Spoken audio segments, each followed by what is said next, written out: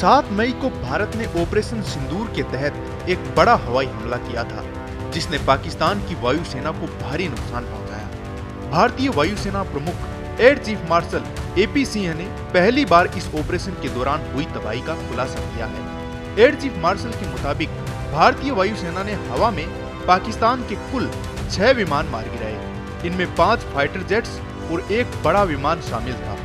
ये बड़ा विमान awake airborne early warning and control system था, जिसे 300 किलोमीटर की दूरी से निशाना बनाया गया। इसे अब तक की सबसे लंबी दूरी की सरफेस टू एयर मिसाइल से की गई सफल मार कहा गया है। इसके अलावा जमीन पर स्थित पाकिस्तानी एयरबेस पर भी हमला किया गया। जैकबाबाद और भोलारी एयरबेस को हवाई हमलों से निशाना बनाया गया।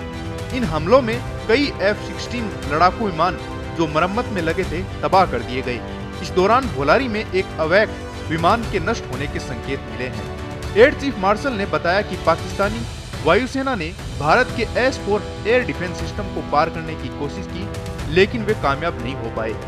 आपने हमें मारा है, अब हम मारेंगे, फिर देखेंगे, फिर बात करेंगे। These are kind of words they spoke. रूस से लिया गया यह सिस्टम भारत की सुरक्षा के लिए एक गेम चेंजर साबित हुआ।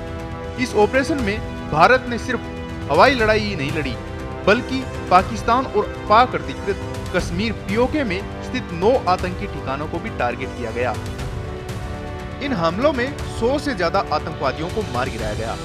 बता दें कि यह पूरी कार्रवाई 22 अप्रैल को पहलगाम में हुए आतंकवादी हमले के जवाब में की गई थी, जिसमें 26 निर्दोष लोगों की जान चली गई थी। एयर चीफ मार्शल ने यह भी बताया कि भारत ने इस हमले को पूरी तरह प्लानिंग और आजादी के साथ अंजाम देने में सफलता पाई।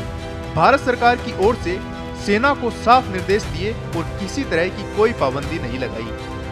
उन्होंने कहा कि भारतीय वायुसेना ने पूरे ऑपरेशन को कैलिब्रेटेड तरीके से अंजाम दिया, यानी सोच समझकर, ताकि जरूरत से ज्यादा टकराव न हो। ऑपरेशन के दौरान किए गए हमलों के पहले और बाद की सैटेलाइट इमेजेस भी दिखाई गई।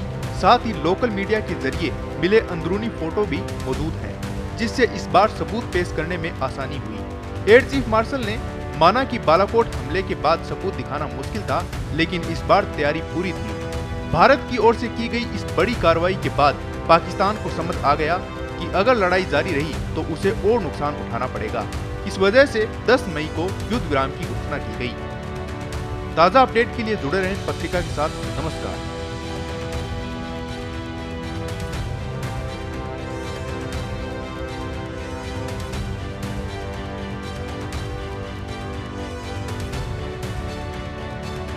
देश दुनिया की ताज़ा खबरें और वीडियोस के लिए अभी डाउनलोड करें पत्रिका ऐप।